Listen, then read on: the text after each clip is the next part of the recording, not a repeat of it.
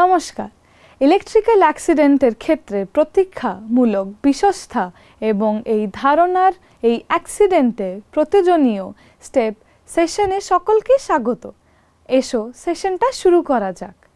এখন এই সেশনের উদ্দেশ্যগুলি দেখে নেওয়া যাক।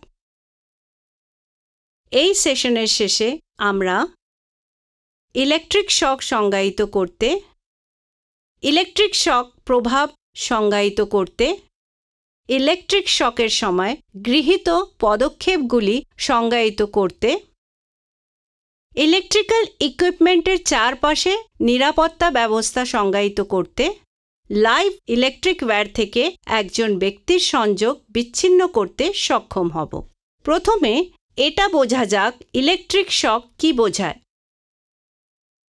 যদি কোনো ব্যক্তি ইলেকট্রিক্যাল লাইভ ওয়্যারের সংস্পর্শে আসে এবং সে যদি নিজেকে ইনসুলেটেড না করে, তাহলে তার শরীরে ইলেকট্রিক কারেন্ট প্রবাহিত হয়।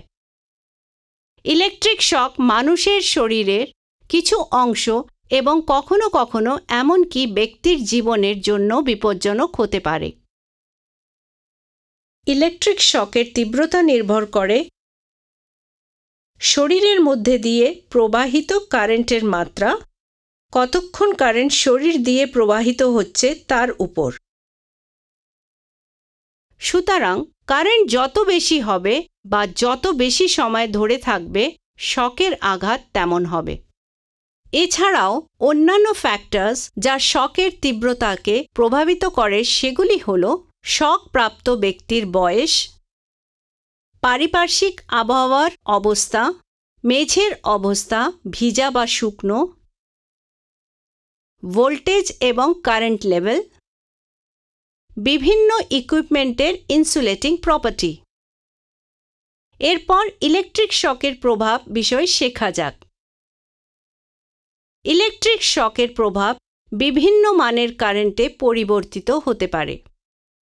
1 মিলি অ্যাম্পিয়ার থেকে 5 মিলি অ্যাম্পিয়ারের কারেন্ট কম ঝুঁকিপূর্ণ এবং একটি ঝিনঝিন সংবেদন প্রদান করে। 10 মিলি অ্যাম্পিয়ার থেকে 300 মিলি অ্যাম্পিয়ারের কারেন্ট মাঝারি ঝুঁকিপূর্ণ এবং স্থায়ী পেশি সংকোচন এবং ভেন্ট্রিকুলার ফিব্রিলেশন হতে পারে।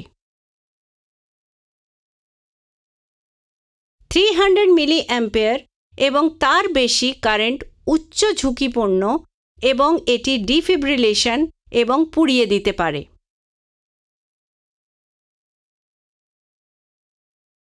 1 mA থেকে 5 mA খুব লো কারেন্ট ইলেকট্রিক শকের প্রভাব শুধুমাত্র একটি অপ্রীতিকর ঝিনঝিন সংবেদন হতে পারে।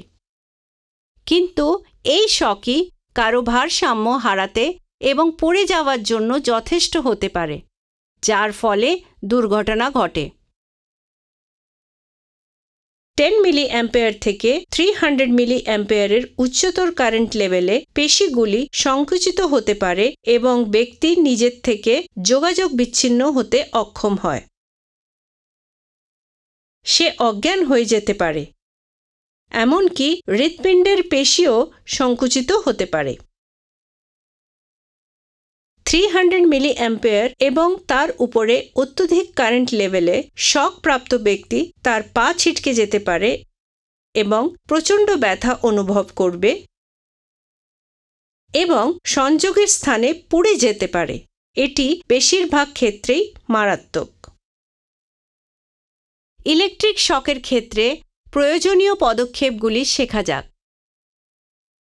যদি ইলেকট্রিক শকের শিকার ব্যক্তি সাপ্লাইয়ের সংস্পর্শে থাকে, তবে ওই ব্যক্তিকে ইলেকট্রিক্যাল কন্ট্যাক্ট থেকে মুক্ত করতে কাঠ বা রাবারের মতন কিছু উপযুক্ত নন ইলেকট্রিক্যাল কন্ডাক্টিং মেটেরিয়াল বেছে নিতে হবে।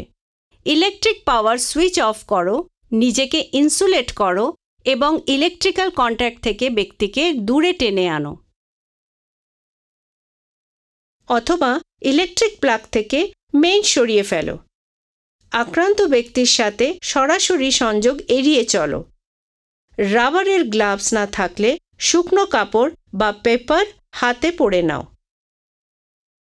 পরিবর্তে শুকনো কাঠের লগের মতো উত্তাপযুক্ত কিছু ব্যবহার করে আক্রান্ত ব্যক্তি এবং ইলেকট্রিক সোর্সের মধ্যে সংযোগ ছিন্ন করো। আরেকটি বিকল্প হল শুকনো কাঠ, রাবার বা প্লাস্টিকের মতো কিছু ইনসুলেটিং মেটেরিয়াল এর উপর দাঁড়ানো বা নিজেকে ইনসুলেট করার জন্য হাতের কাছে যা কিছু আছে তাই দিয়ে ব্যক্তিকে ধাক্কা দিয়ে বা টেনে বা কেবল ইকুইপমেন্ট পয়েন্ট মুক্ত করে সংযোগ ছিন্ন করো। সর্বোচ্চ অগ্রাধিকার দিয়ে পার্সোনাল সেফটি নিশ্চিত করো।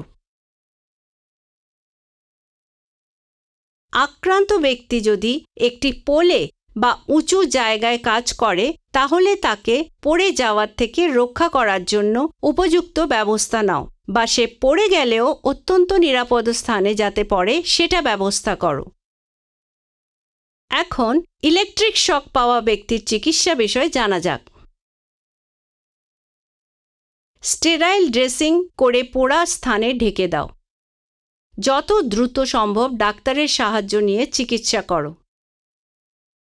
যদি ইলেকট্রিক শক পেয়ে আক্রান্ত ব্যক্তি অজ্ঞান হয়ে যায় তবে অতি দ্রুত তাকে ফার্স্ট এইড চিকিৎসা করার প্রস্তুতি নিতে হবে। ফার্স্ট এইড করে যার উদ্ধার করবে তারা যেন ভালোভাবে প্রশিক্ষণ প্রাপ্ত হয়। এরপরে তাড়াতাড়ি তাকে মেডিকেল ট্রিটমেন্টের জন্য পাঠাও। এরপর ইলেকট্রিক্যাল ইকুইপমেন্ট সম্পর্কিত সেফটি মেজার্স নিয়ে জানা যাক। কেবলমাত্র যোগ্যতা সম্পন্ন ট্রেন ব্যক্তিরাই ইলেকট্রিক্যাল কাজ করবে। লাইভ সার্কিটে কাজ করবে না। যদি এড়িয়ে চলা না যায় তবে রাবার গ্লোভস, রাবার ম্যাটস ইত্যাদি ব্যবহার করো। যখন ইলেকট্রিক্যাল সার্কিটে কাজ করবে তখন কাঠের বা পিভিসি ইনসুলেটেড হ্যান্ডেল দেওয়া স্ক্রুড্রাইভার ব্যবহার করো। বেয়ার কন্ডাক্টর স্পর্শ করবে না। যখন সুইচ প্যানেলস, কন্ট্রোল গিয়ার্স ইত্যাদি দিয়ে কাজ করবে খুলবে তখন রাবার ম্যাটসের উপর দাঁড়াও। এখন লাইফ সাপ্লাই থেকে একজন ব্যক্তিকে বিচ্ছিন্ন করার পদ্ধতিগুলি দেখা যাক। ইলেকট্রিক শক পাওয়া ব্যক্তিকে পর্যবেক্ষণ করো। পরিস্থিতি দ্রুত বোঝো।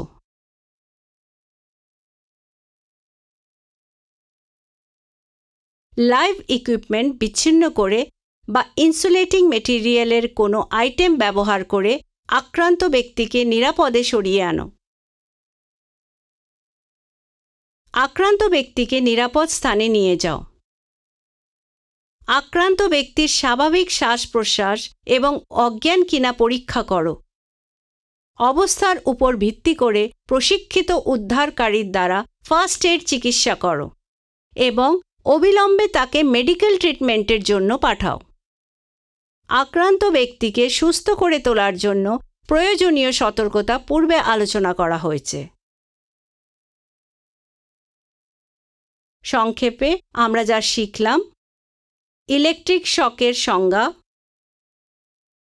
ইলেকট্রিক শকের প্রভাব সংজ্ঞায়িত করা, ইলেকট্রিক শকের সময় গৃহীত পদক্ষেপগুলি সংজ্ঞায়িত করতে, ইলেকট্রিক্যাল ইকুইপমেন্টের চারপাশে নিরাপত্তা ব্যবস্থা সংজ্ঞায়িত করতে, লাইভ ইলেকট্রিক ওয়্যার থেকে একজন ব্যক্তির সংযোগ বিচ্ছিন্ন করতে সক্ষম হব। তাহলে এইগুলি সব ছিল ইলেকট্রিক্যাল অ্যাক্সিডেন্টের প্রতিরক্ষামূলক ব্যবস্থা এবং এই ধরনের দুর্ঘটনা কি কি পদক্ষেপ নিতে হবে সেই বিষয়ে আশা করি তোমরা সমস্ত বিষয় বুঝতে পেরেছ। পরের সেশনে আবার দেখা হবে।